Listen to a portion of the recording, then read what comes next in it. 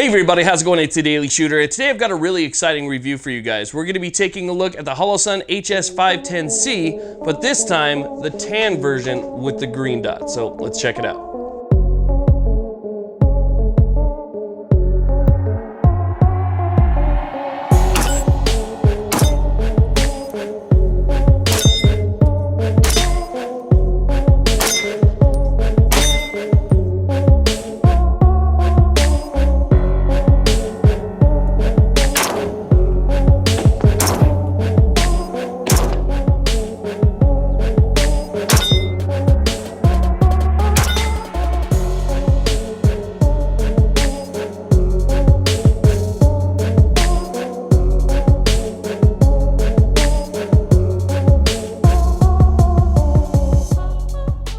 Okay, so the Holosun HS510C, the original one with the black body and the red reticle, is still one of my all-time favorite reflex sights. When you take a look at a bunch of different categories like durability, form and function, value, and features, it's really hard to lump those together and find something that can beat it. I mean, I'm talking about optics that cost 2 or even 3 times as more. I'm putting those in the same category.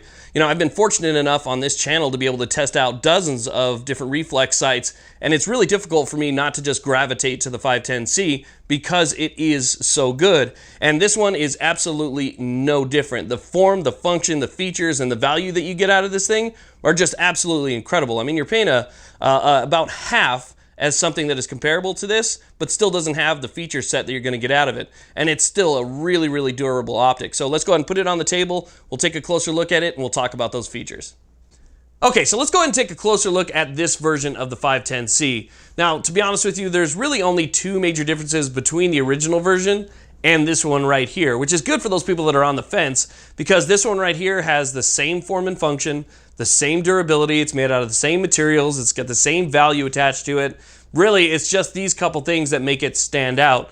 The first one is fairly obvious. Instead of being black, it is flat dark earth. And it's actually got a really nice flat dark earth. While my camera can sometimes change the color, add a little bit of green, or make it a little bit lighter or darker, I can tell you that to the naked eye, this thing has a perfect mixture between tan and brown. It's a really nice looking natural flat dark earth, and I like the color a lot. The entire thing has been done really well.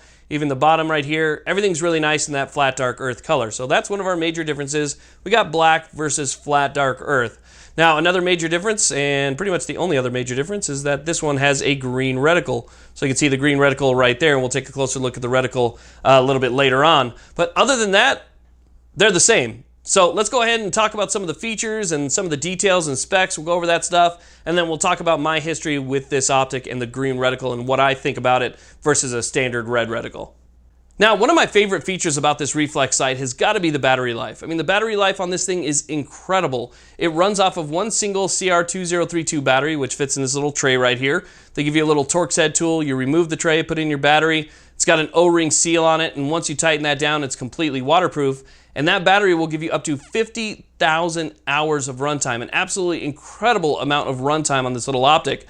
But one of the cool things is you can actually run this thing without a battery at all. If I was to take the battery out of this tray and replace the tray with no battery in it, I could still use this optic in certain lighting conditions because of the solar panel. The technology that's built into this is crazy. And you know, I've tested other Holosuns before that have had solar panels, like the 507C and the HS510C.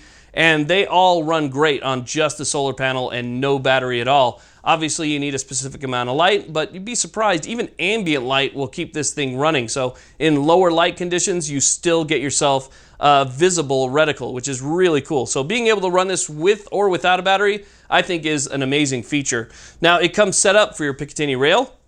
You can see that we have our setup for our Picatinny rail right here, and it is quick detach. Now, some quick detaches you'll see on certain sites when it comes with them will only have the cam feature. So once you tighten it down, you bring it over, it'll cam down, and it will shut, and it will use the cam tension in order to hold it down. This one has an additional feature because it locks. There is a button located on the back right there, and you will have to press that button before you get this to open. So the chance of having it snag on something and just come off is very, very minimal with this optic. You're not going to get it stuck on gear or anything like that and have it just open up on you and fall off the rifle. With that little button feature, it has to be depressed in order to get it off, and it does fit on there really nice and tight. It has a good re-zero to it, and it lines up great with the rail. So those are a couple of my favorite features.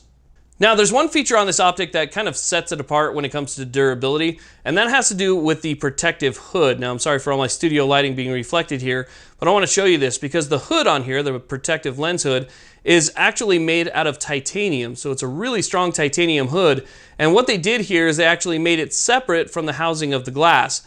One thing that companies get wrong when they make their reflex sights is they'll simply build up the material that holds the glass and make it a little bit thicker, but when you drop it, the shock is directly transferred into that glass. So even though it's thick, it doesn't protect the glass as well as this does because that hood is separated from the housing for the glass itself. So when you drop it, or if you were to knock it on something, that's what's going to take all of that force. And having a little bit of distance between the housing of the glass and the protective hood itself means that it's going to be a lot more durable than some other optics that have even a much thicker hood, and the titanium is kind of a nice touch.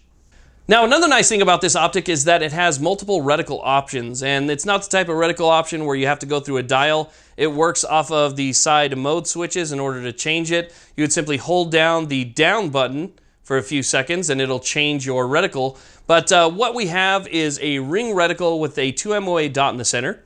We have the 2 MOA dot by itself, and then we also have just the ring itself. So it's a 65 MOA ring, 2 MOA dot. And the nice thing is you can go with just the dot, you can go with just the 65 MOA ring, or you can go with the ring dot reticle, which is really popular, and that's the one that a lot of people like. So you have different reticle options. It doesn't change your point of aim, point of impact at all. It's not something that's changed through any type of dial. It's done digitally, and what you would do is you simply hold down the minus button right here in order to dim it. Hold that down for a few seconds, and it will change the reticle. Hold it down again a little bit longer, and it'll change to the next reticle, and that's how you would cycle through it. So having multiple reticle options, this gives you different uses. So if you want to change it to a 2 MOA, you're going to be able to shoot a little bit more precisely out to distance. If you want to change it to the ring or the ring dot, you can use it for a little bit more close-up action, home defense, and stuff like that. So it's really easy to acquire when you have either the ring or the ring dot. Once you put that thing in front of your face, it's just there, and as long as it's on your target, you're going to hit it.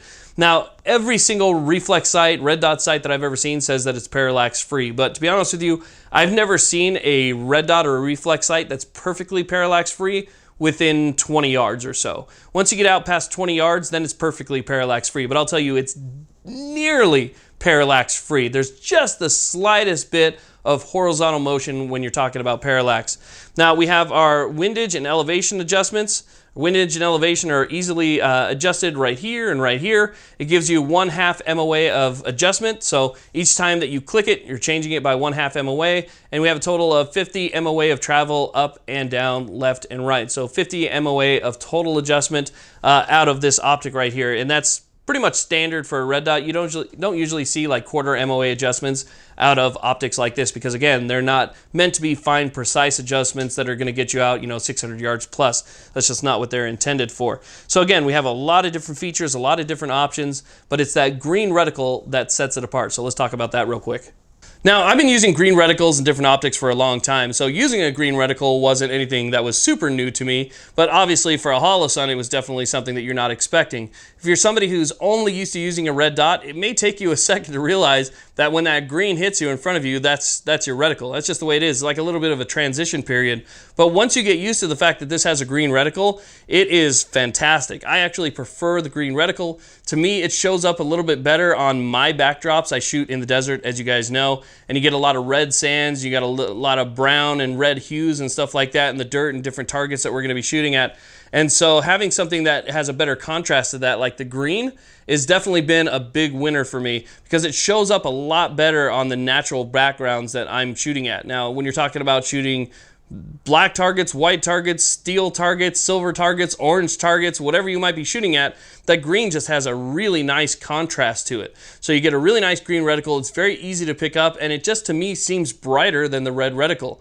Now, I know that there's been some debate on that and which one actually seems brighter, and it might be a preferential thing. Maybe you see the red a little bit better than you see the green, and that might be something that, you know, could be an issue for you. But for me, the green shows up really nice. Now, another thing is I have an astigmatism, and with my astigmatism, a lot of times reticles can get a little bit bursted. They can be a little bit flary or kind of, you know, just oversaturated. And, you know, that has to do with my eyes. But when it comes to the green reticle, it seems like the green reticle is a lot more sharp for me. When you change over to the red, there's a little bit of flare. The green one has pretty much no flare at all. It just looks like a really nice, crisp, clean reticle. Now, using this is pretty much exactly the same as using the standard 510C, the black one with the red reticle. I haven't, you know, noticed any difference. I love it. It's got a massive viewing window, so it gives you a lot of view through the actual window itself, and you get this really great peripheral view because it's not too big. So it's a really nice big size, gives you a great sight picture, and a lot of field of view. And that's, I think, what a lot of people are going to like.